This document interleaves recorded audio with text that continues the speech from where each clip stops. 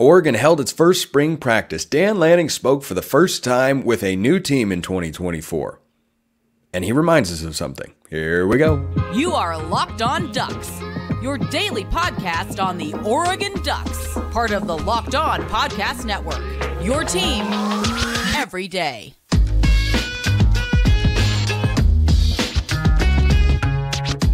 Yes, it is that time once again for Locked On Ducks. I'm your host, Spencer McLaughlin. Thank you so much for making this your first listen or your first view of the day. Part of the Locked On Podcast Network, your team every day, and your number one source to stay up to date with the Ducks. If you have not already, please like, comment, subscribe, rate, and review wherever you listen to or watch this show, which today is brought to you by our friends at FanDuel. Make every moment more. New customers, join today and you'll get $200 in bonus bets if your first bet of $5 or more wins. Visit FanDuel.com/lockedon to get started. So, first spring practice in the books, a question about a what if and what Oregon could do with those lovely uniforms that we all love.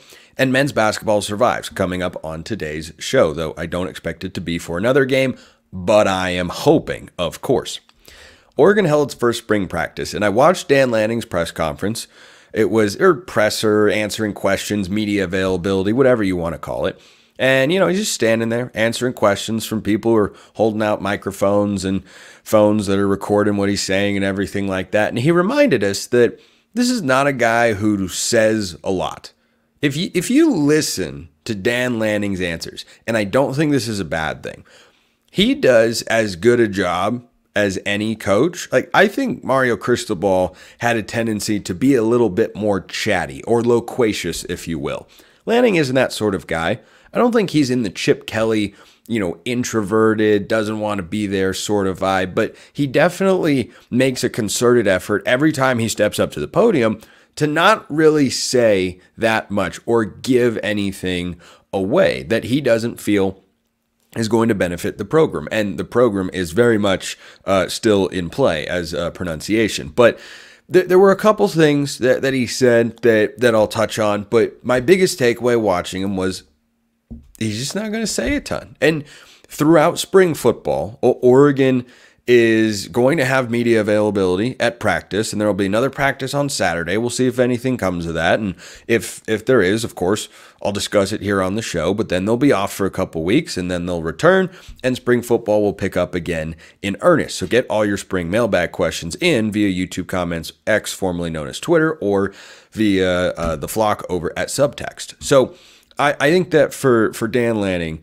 this is a consistent approach. It clearly works for him. He's not going to change. And fans out there who may watch him and haven't seen him answer questions before might think from time to time, boy, that was kind of a short answer. Yeah, that's what he does. That's how he is. But a couple of things that he touched on.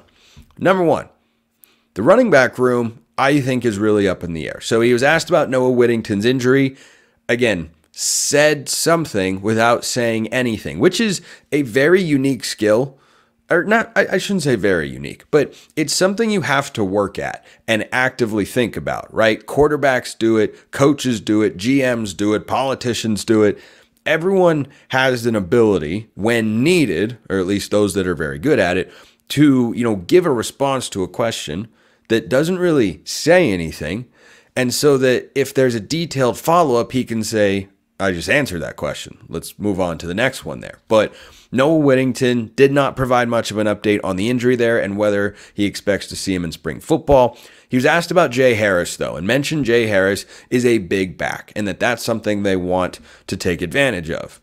That, again, is an answer while also kind of being a non-answer, right? He's not giving Oregon fans or media, anybody, a depth chart, an idea, a feel of where things are.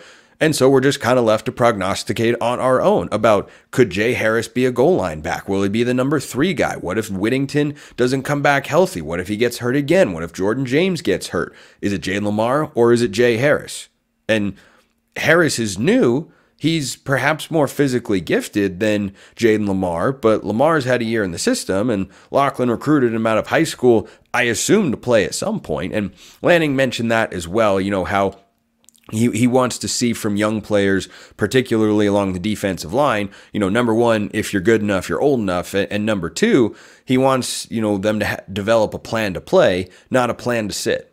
And that's something that's going to play out throughout the course of spring practice. Oregon has to figure out who, aside from Jamari Caldwell, plays on the interior of the defensive line. You've got Keon Ware-Hudson and Ben Roberts. Those were, spot rotation guys. Like they were a regular part of Oregon's defensive line last year, but there were 4 guys out of the room who were top of the depth chart, and you've only brought in one guy that is assuredly going to start in there. And, he was very complimentary of Jamari Caldwell, likes how explosive he is for how big he is, talked about how, he's just someone who's in the backfield a lot. That's definitely someone who, as we expected, based on that particular comment, is going to be a regular starter for the Ducks. And he also mentioned on Caldwell that he's going to, quote, they're going to ask him to do more. So I wonder if that doesn't mean a couple of things. Number one, they tried to get another defensive tackle in the portal, and it didn't pan out. We know they were after Walter Nolan, who was the number 1 defensive lineman in the transfer portal. He ended up going to Ole Miss from Texas A&M, former 5-star guy on the interior. And number 2, they probably don't know yet which of those young redshirt freshman defensive linemen, all of whom redshirted, by the way, are going to step up and be a part of that defensive line rotation for the Ducks. So I think Oregon is in a good spot there in terms of depth and talent. They just don't have the experience. That's what spring football is for. And so for the Ducks, that's kind of where things sit along the defensive line. On the scholarship count, I get asked about this all the time. There are a couple offensive linemen, which is what I talked about earlier this week as to where, transfers or roster moves could come from. Feope Lalaulu's moving into a student assistant role. He was a part of Oregon's jumbo package last year, so it kind of opens up a spot of sorts along the offensive line. Someone's going to step in there. Maybe Jaquan McCroy, the big, literally big offensive tackle from, I think, the state of Alabama, 6'8", 360, one of the biggest humans you'll ever see step on a football field in college or the NFL. Maybe that guy slides in and is part of the jumbo package the way Connerly was in his first year. Just something that stood out. And then there was another offensive lineman whose name is actually eluding me right now, and I forgot to jot it down. But all Oregon needs to know, I think, that he entered the portal, and Oregon's down to 89 scholarships. So at least 4 more players from various position groups will hit the portal at some point. Now, the next portal window opens in the beginning of May, but, as spring football plays out, guys will probably be getting that sort of information. I doubt that, fans and media will be able to get the sort of information that would lead us to know who those potential targets could be. I want to touch on this real quick as well. Jackson Powers Johnson, speaking of offensive linemen, is so great. So he gives this quote recently about, Oregon, and he said that Oregon is O-line U. And he may very well be taken in the first round, which would be, the second first-round offensive lineman Oregon's produced in the last, 5 years or so, him and Penei Sewell being the other one, if he's taken in the first round. And as if you couldn't love this guy more. He's an awesome guy, wins the Remington Award, and is just a great personality, plays golf as well. That's always good for bonus points in my book. Here's what he said, quote, "How they develop linemen here, how they develop players here is second to none. I'll die on that hill 10 times out of 10. The biggest thing is if you buy into this place will bless you right back. People on Twitter, like these SEC guys here, they get a little triggered. I'll be able to take the heat. Be careful though, my mom will come at you." His mom is great. I believe she's listened to or watched the show a time or two. So, loved hearing that. But, I am always here for guys that succeeded at Oregon in that capacity, going public and saying, yeah, this is a great place to go. I'm not saying it's some revolutionary recruiting tool, but when you've got an offensive line coach who isn't even 30 years old, Malik Terry, yeah, I think Jackson Powers Johnson is speaking highly of the guy that Oregon hired into that role last year after Adrian Clem departed for the NFL. And of course, he's talking about the program writ large, but really, that I think is a testament to the job that Malik Terry did last year with the O-line. And I think Oregon fans should be happy about who they've got in that spot. An Oregon football what if that is just on the top of my mind because it's on the top of one of your minds. Right now, Robinhood is on the top of my mind. Did you know that even if you have a 401k for retirement, you can still have an IRA? Robinhood has the only IRA that gives you a 3% boost on every dollar you contribute when you subscribe to Robinhood Gold. But get this, now through April 30th, Robinhood is even boosting every single dollar you transfer in from other retirement accounts with a 3% match. That's right, no cap on the 3% match. Robinhood Gold gets you the most for your retirement thanks to their IRA with a 3% match. This offer is good through April 30th. Get started at robinhood.com/boost. Subscription fees apply. And now for some legal info. Claim as of Q1 2024 validated by Radius Global Market Research. Investing involves risk, including loss. Limitations apply to IRAs and 401ks. 3% match requires Robinhood Gold for 1 year from the date of first 3% match. Must keep Robinhood IRA for 5 years. The 3% matching on transfers is subject to specific terms and conditions. Robinhood IRA available to U.S. customers in good standing. Robinhood Financial LLC, member SIPC, is a registered broker-dealer. This episode of Locked On Ducks also brought to you by Amazon Fire TV. Your destination for sports, from live games to highlights to in-depth analysis. Fire TV offers amazing viewing experiences with smart TVs, as well as the Fire TV stick that you can plug into your existing TV that provides access to millions of movies and TV episodes, as well as free and live TV. So whether it's opening weekend for baseball, which is right around the corner, the college basketball tournament, you're going to want to have a Fire TV, whatever it is. Fire TV recently created Fire TV channels to deliver a constant supply of the latest videos from your favorite sports brands, all for free. That includes all of us here at Locked On and most of the big pro leagues and college conferences as well. They let you dive into all the game analysis, highlights, and more to keep up to date on the world of sports. March Madness, NBA, Major League Baseball, and more. Not to mention great news, entertainment, gaming, travel, and cooking videos as well. Check out Fire TV channels on Fire TV and Alexa devices. If you haven't checked out Fire TV channels, you should. Trust me on this. To learn more, visit www.amazon.com/lockedonfiretv.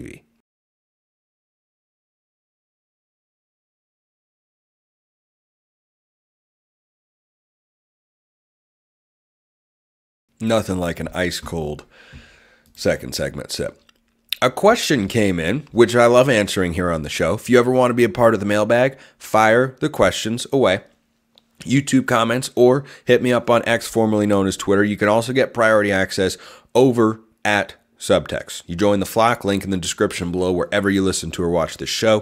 Free 14-day trial. Then it's just $5 a month. You get all sorts of perks. Absolutely not a requirement. Here's a question from Nathan. What do you think of this take? If Chip had returned to Oregon instead of taking the UCLA job, the Ducks wouldn't be as good right now. Maybe it's worthy of consideration what other Chip scenarios might have looked like. Chip never went to the NFL. Chip came back to Oregon instead of Lanning getting hired. Chip was never Oregon's head coach, shudder, he puts it in quotes, or never even the offensive coordinator, sustained shudder. I'd already been thinking about this, and then your recent segment on Chip on Locked On College Football got me thinking even more. Go Ducks. So I think Chip Kelly is being mistreated by UCLA fans and media down there. He's being dragged through the mud. Now, I don't think the timing of his departure from UCLA and subsequent arrival at Ohio State was in the best interest of the UCLA athletic department. I don't think the timing was. I think breaking things off was perfectly fine, but UCLA fans, every single one that I have seen comment or at me or send me a message, whatever, that, you know, have watched my commentary about Chip over on Locked On College Football, treat Chip Kelly like he's the village idiot. And I'm just looking at this going, I, as an Oregon fan, am not happy that he's not the head coach at UCLA. Only because he's the offensive coordinator at Ohio State. As I talked about on the show at the time of that move, that's bad news for Oregon because Chip Kelly's a great offensive coordinator. And after Bill O'Brien left to be Boston College's head coach because Jeff Hafley left Boston College to be the Packers defensive coordinator, Chip Kelly was probably the best Ryan Day could have done from an offensive coordinator and play caller standpoint. And I think that he's going to go to Columbus with Ryan Day, someone who he knows very well, and make Ohio State the other team that is contending for a Big Ten championship right there along with Oregon and have the expectations to do so. Chip Kelly's a part of that. He is absolutely a part of that particular equation. So I think the Ducks are in a really good spot. But as to your hypotheticals here, I think everything has worked out for Oregon very well. Can we all agree on that? Chip Kelly was at Oregon. That was a successful stint. Chip Kelly left Oregon, and then Helfrich took over, and it was good for a little while, and then Mariota left, and Vernon Adams got hurt, and then things started to go downhill. And then you make a change, and it's been a bit of a revolving door, and I hope that Oregon has found their long-term guy in Dan Lanning. Like, by the time 2030 rolls around, I hope Dan Lanning is still Oregon's head coach. And right now, if you ask me whether or not he would be, I'd lean towards yes, because the Alabama job just came available, and he decided, no, I'm good at Oregon, got everything that I need right here, right now. Maybe after Kalen DeBoer, Lanning would be more interested in that job, but right now, feels like he is 10 toes down with the Ducks, not just for this season, obviously, but in the long run. So I think all that's good and fine. But on the hypothetical front with, what would have happened here or there, yeah, if Chip had come back to college and been hired instead of Mario Cristobal, Oregon would be worse off.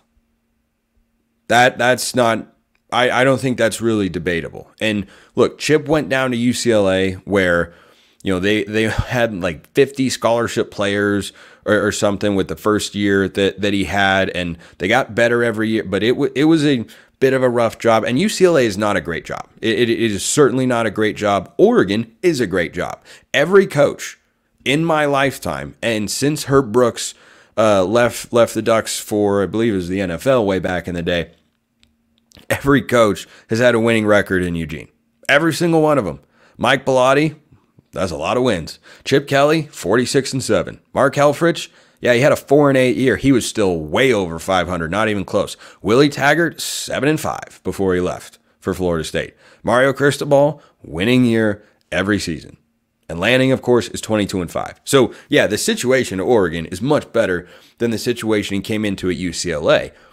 But you can recognize that and also realize that, if Chip had come to Oregon back in 2018, yeah, Oregon would not be in as good of a spot as they are now, because we know that Chip Kelly doesn't like to recruit. And I think one of the things that makes Lanning such a great long-term option for the Ducks is that he brings the on-field coaching prowess and the ability to develop players, but he brings the ability and willingness and desire to recruit. Brian Smith, our Locked On Recruiting Insider, talks about this all the time here on the show, where if you're going to recruit to Oregon at a high level, you can do it, but you got to push all your chips into the middle of the table. You've got to be willing to go and get it. It's not going to just show up. A great recruiting class doesn't just arrive simply because you're Oregon. Other places, that's the case.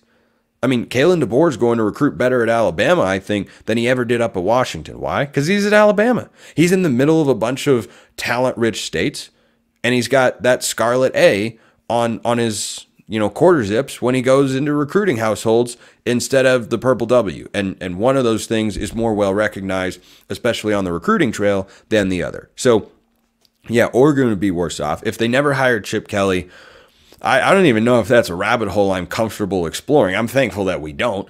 But, if he'd never been hired as the offensive coordinator, maybe Bellotti stays on for a couple more years. But here's what the evidence suggests. Even if it wasn't Chip Kelly to propel Oregon to the national stage, someone else would have done it. Because Oregon, as we've demonstrated over the last 2 decades and change, is an elite premier job in college football. The resources, the support, the ability to win at a high level, it's all there. And multiple coaches have proven that. So, if Chip never went to the NFL, I think his career individually would have been a lot better. Why? Because historically, every coach that stays at Oregon has a lot of success. Mario Cristobal, a lot more success in his first 2 years at Oregon than he has had in his first 2 years at Miami. He's 12-13, and he does not have a bowl win. His second year at Oregon, 12 wins and a Rose Bowl. These two things are not exactly the same. So I think it's all worked out for the best for Oregon. I don't think it's worked out for the best for Chip Kelly, but those are the decisions that he made. And yeah, I think that if he'd stayed at Oregon and never left. Like if, Chip was hired to be the head coach ahead of the 2009 season, if he was still Oregon's head coach right here, right now, yeah, I think Oregon would still be very good. I think they'd have, as they got with Helfrich and with Cristobal, they would have multiple Pac-12 titles in that time. They'd have college football playoff appearances as they got with Mark Helfrich. Like, I think that success carries over from one coach to the other, and I think that's a good reflection of what Oregon football has become, what it is, and what it can continue to be. And I think Lanning's a great guy to run that. So, interesting question right there. Another one came in about something we all love discussing when you talk about Oregon on the national scale, the good old uniforms. Just like good old Nissan, because this week's March Madness bracket highlight is brought to you by our friends at Nissan. Each week, we're picking one team that stands out, a team that pushed it further than the rest, just like any of the all-new 2024 Nissan SUVs. These guys were able to take it to the next level. The Houston Cougars can be described as an Armada, the top-seeded team, as hardcore as it gets. No wonder they're expected to land a top seed in the tournament after their first season in the Big 12. The Tennessee Vols are the Nissan Pathfinder. Thrilling to watch. And they've created a lane for themselves after claiming the top spot in the SEC. Player of the Year candidate Dalton Knecht has carried the Vols all season and made them a team to watch in March. The Utah State Aggies with Danny Sprinkle, who might be Washington's next basketball coach, by the way.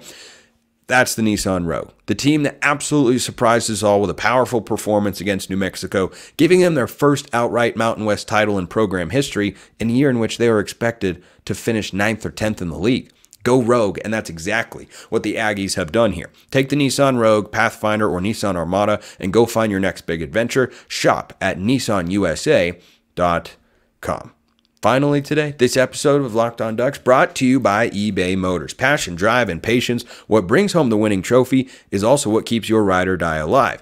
eBay Motors has everything you need to maintain your vehicle and level it up to peak performance. From superchargers, roof racks, exhaust kits, LED headlights, and more. Whether you're into speed, power, or style, eBay Motors has got you covered. With over 122 million parts for your number one ride or die, you'll always find exactly what you're looking for, and with eBay Guaranteed Fit, your part is guaranteed to fit your ride every time or your money back, because with eBay Motors, you're burning rubber, not cash. With all the parts you need at the prices you want, it's easy to turn your car into the MVP and bring home that win. Keep your ride or die alive at ebaymotors.com. eBay Guaranteed Fit, only available to U.S. customers. Eligible items only. Exclusions apply.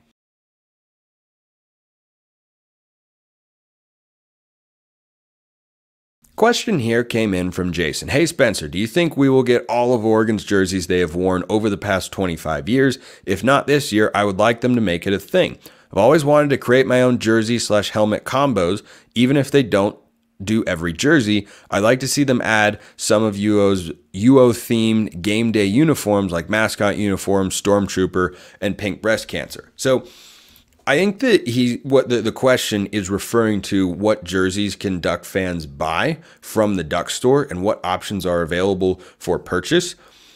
I'm not privy to what is going to be sold to the general public, but I have had this thought before as for what Oregon's uniforms might look like in 2024 and beyond.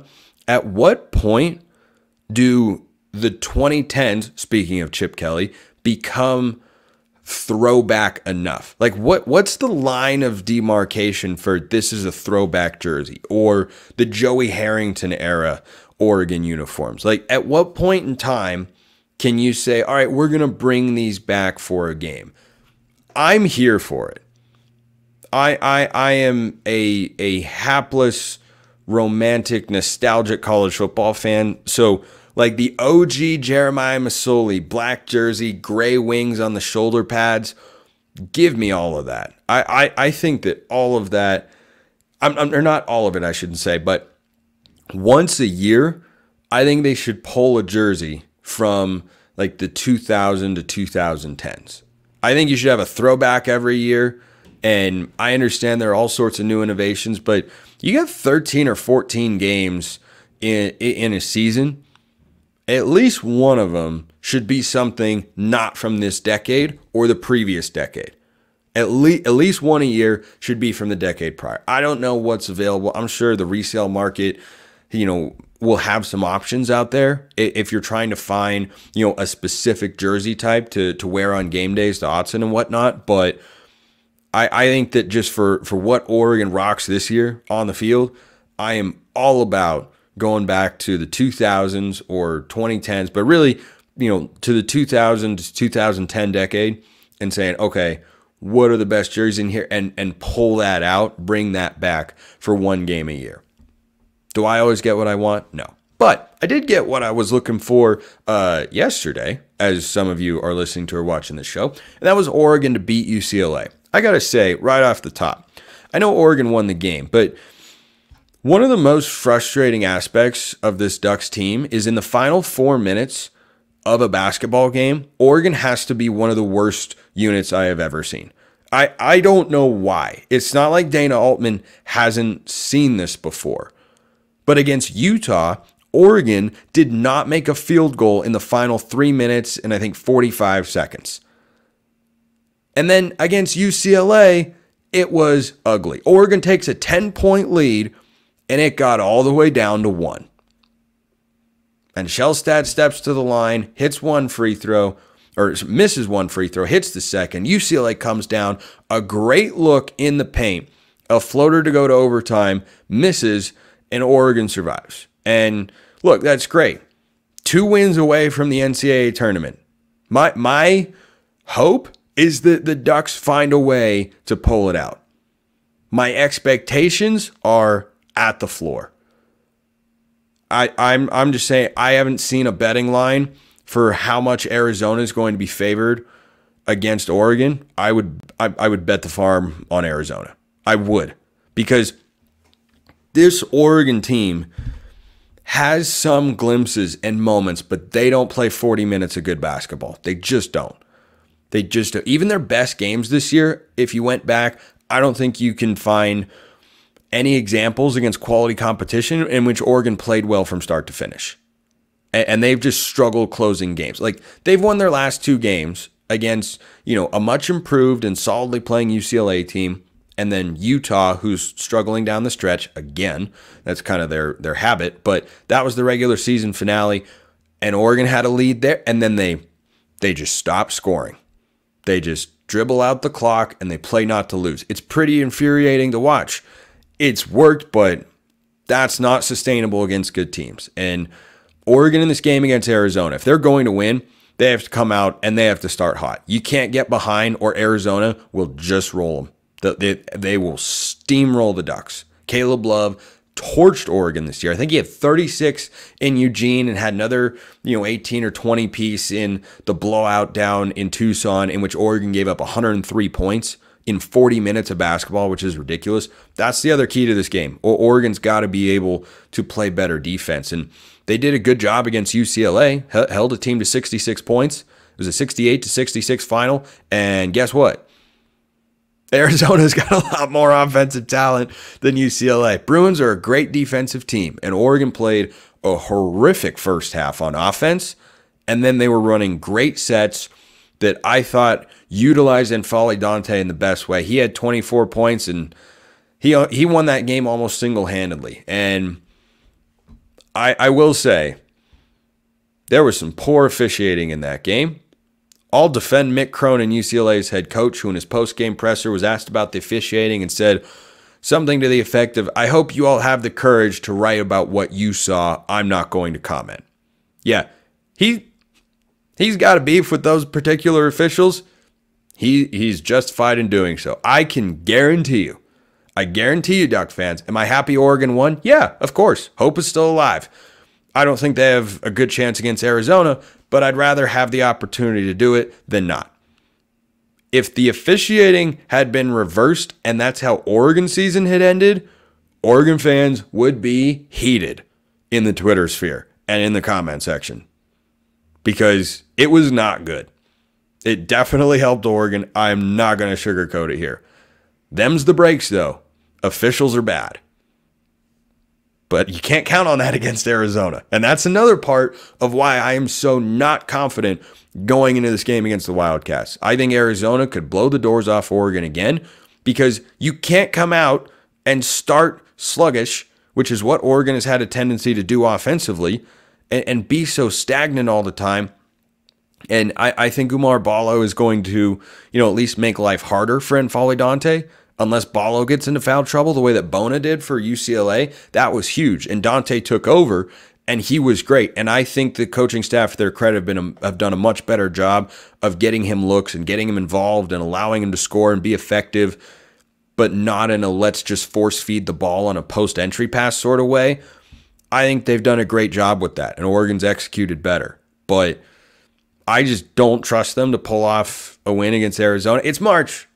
It's March. Anything could happen. And if you win, the winner of Washington State and Colorado, who are also teams that Oregon went a combined 1-3 against this year, like against the next two opponents combined, Oregon is 0-2 against Arizona, 1-1 against Washington State, 0-2 against Colorado.